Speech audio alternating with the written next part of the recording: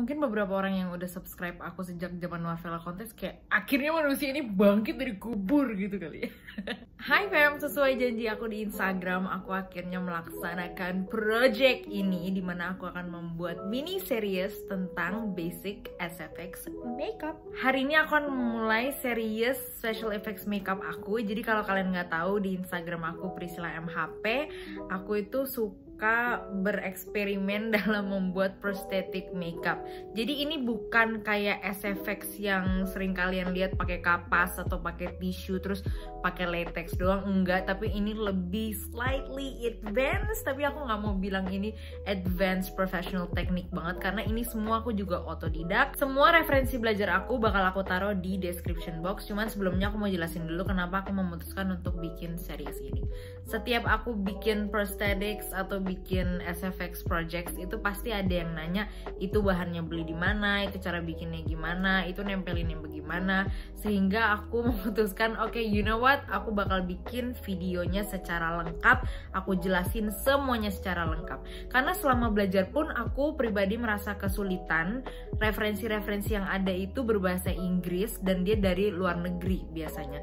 Jadi jarang banget aku nemuin ada referensi bahasa Indonesia dengan bahan-bahan yang bisa kita cari di Indonesia. Disclaimer sekali lagi, aku bukan profesional, aku bahkan masih belajar sampai sekarang. Kalau semisal ada yang kalian pengen kritik atau kasih saran atau masukan, boleh banget. Pokoknya di sini kita belajar bareng, aku masih belajar, kalian pun akan belajar melalui episode-episode ini. Oke, buat episode yang pertama, hari ini aku bakal ngajarin the basics of the basics, yaitu membuat face cast. Mungkin beberapa dari kalian pemikirannya sama kayak aku pas lagi starting out. Kenapa sih kita butuh face cast gitu kan?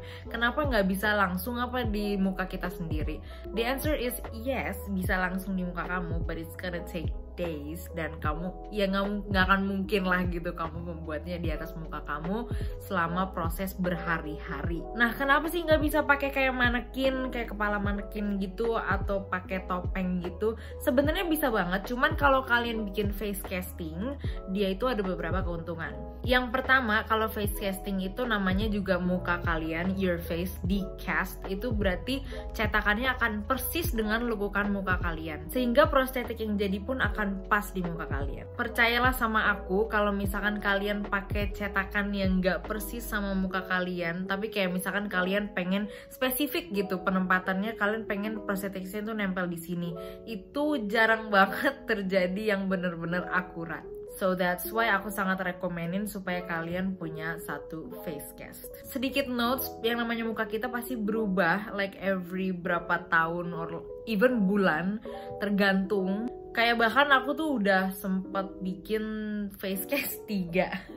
Soalnya aku kayak sempat get a little chubby, like my face completely changed. Jadi aku nggak bisa nempel sesuai dengan bentuk muka aku at the current moment. Untuk demonstrasi kali ini, karena aku masih punya face cast, aku nggak akan membuat like a new face cast dari muka aku. But I'm gonna use this Barbie head. Maaf ya, dia tuh kayak udah jadi kelinci percobaan banget. Mohon maaf. Maaf ya. Cuman buat preparasi sebelumnya aku akan tunjukin di muka aku kayak what to do with your hair supaya nggak kecabut, dan alis kalian juga. Yes, BTW bisa kecabut. Cuman dengan teknik ini nggak akan kecabut, I promise. Kalau kecabut pun paling satu. Without further ado, mari kita coba. Yang pertama, kalian harus kuncir dulu rambut kalian super tight. Kalau butuh pakai gel supaya dia bener-bener tidur dan kelihatan bentuk kepalanya. Habis itu kalian bisa pakai bold cap, atau versi alternatif kayak murahnya itu bisa pakai plastic wrap. Di wrap aja around your head, jepit-jepit di belakangnya. Dan ini adalah batas-batas kalau mau face casting, agak ke atasan dari jidat dan juga di leher. Habis itu kita ambil petroleum jelly atau Vaseline dan cover semua alis, bulu mata, pokoknya rambut-rambut kalian tuh di cover supaya nggak ada bulu-bulu yang tercabut. Dan next up, ini paling penting, gypsona. Gypsona itu basically kain yang sering dipakai untuk patah tulang. Base-nya adalah gypsum yang kalau dibasahin bakal mengeluarkan kayak kekentalan seperti ini. Nggak terlalu bisa aku jelasin, cuman kalian tinggal taruh di muka kalian, pijit-pijit sedikit sampai semua bolong-bolongnya itu tertutup. Kalau bolong-bolongnya tertutup itu berarti udah ketutup sama cairan kental kental yang keluar kalau dia diaktifasikan dengan air. Buat di mata hati-hati banget, harus bener-bener merem supaya nggak ada yang masuk ke mata. Di sini aku nunjukin kalau alis aku nggak ada yang kecabut setelah aku cabut. Dan ini adalah cara untuk melepaskan casting dari muka. Kalian tinggal gerak-gerakin muka secara ekstrim, maka castingnya itu bakal keluar. Pokoknya jangan pernah dicabut, please be gentle. Ini aku tunjukin di kepala Barbie. Anggaplah dia udah di Vaseline ini segala macam ya. Itu juga ada plastiknya di atas kepalanya. Seperti aku udah jelasin tadi, dia tuh tinggal dicemplungin ke air dan dia bakal mengaktifasikan cairan kental. Nah, kalian pokoknya timpa-timpa terus sampai lumayan tebel. Jangan takut. Biasanya kalau buat muka aku sendiri tuh kayak 1,5 gulungan gypsona. Dan biasanya juga kalau misalkan kita casting sendiri, mata kita nggak akan ke cover kan, supaya bisa lihat ya Wak. Hidung pun begitu supaya bisa nafas ya. Nah, ini buat ngetes dia udah kering atau belum, tinggal dipencet-pencet. Kalau semisal masih dingin berarti dia masih basah di dalamnya. Jadi tunggu sampai bener-bener kering. Nah, ini ada kesalahan sedikit dimana aku tuh ngecover sampai ke daerah rambut yang nggak rata. Cuman kalau di diri kita sendiri kan rambut kita bisa bener-bener diratain. Nah, ini di day after, jadi hari setelahnya castingnya udah bener-bener kering. Aku udah ngecabut dan aku timpa lagi sama si kainnya itu di bagian-bagian yang belum tertutup. Next up, kalau bener-bener udah kering, kalian ambil casting powder. Ini adalah Cornish powder. Jangan tertipu, jangan kalian beli kayak powder yang buat casting karena jauh lebih mahal pastinya. Nah, ini aku tinggal ngambil beberapa aja dan cara makainya adalah diaktifasikan dengan air sama kayak tadi, cuman kalian pelan-pelan banget. Karena powder ini tuh gampang kayak terlalu cair gitu. Aku nggak ada takaran pasnya, cuman yang penting teksturnya adalah sekental ini. Jadi kalau aku cara buatnya itu powdernya dituangin, airnya ditambah sedikit-sedikit dan diaduk pelan-pelan supaya castingnya itu nggak berat ke bawah, jadi nggak gepeng hidungnya. Terutama jangan lupa pakai tatakan di bawahnya. Dan di sini kalian bisa lihat aku nuang pelan-pelan, diputer, terus baru nuang lagi, pelan-pelan diputer lagi.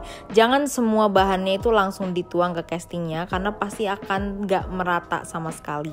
Nah, di sini udah kering, nggak sampai 2 hari kok. Ini biasanya a day juga selesai. Aku tinggal cabut kainnya dan semisal masih ada tekstur kayak gini, itu completely normal. Tinggal kalian rapiin aja pakai benda tajam kayak cutter atau gunting. Pokoknya dikikis-kikis sampai smooth. Dan yang terakhir pakai finishing spray. Ini sebenarnya aku pakai spray paint gitu sih. Yang penting spray yang bisa mengeraskan lebih lagi si face castingnya. Nah, di sini aku nunjukin nih contoh dari face casting temen aku. Casting ini aku pakai jadi patokan supaya SFX yang ini, si Witch, itu pas di muka dia. Dan ini adalah contoh casting muka aku yang udah bener-bener jorok banget, maaf ya, karena ini udah terlalu sering di latex layer gitu. Nah, kalian bisa lihat it's exactly like my face. Serem banget. Oke, that is all yang aku bisa ajarkan pada hari ini seputar face casting.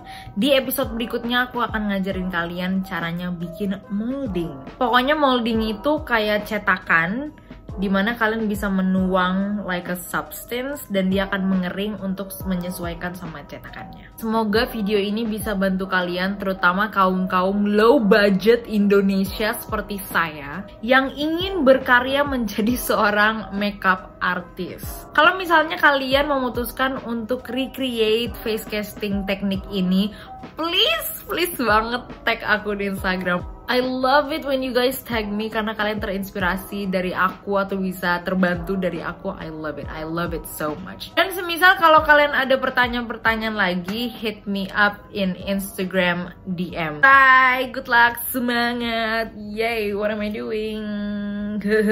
Okay, bye.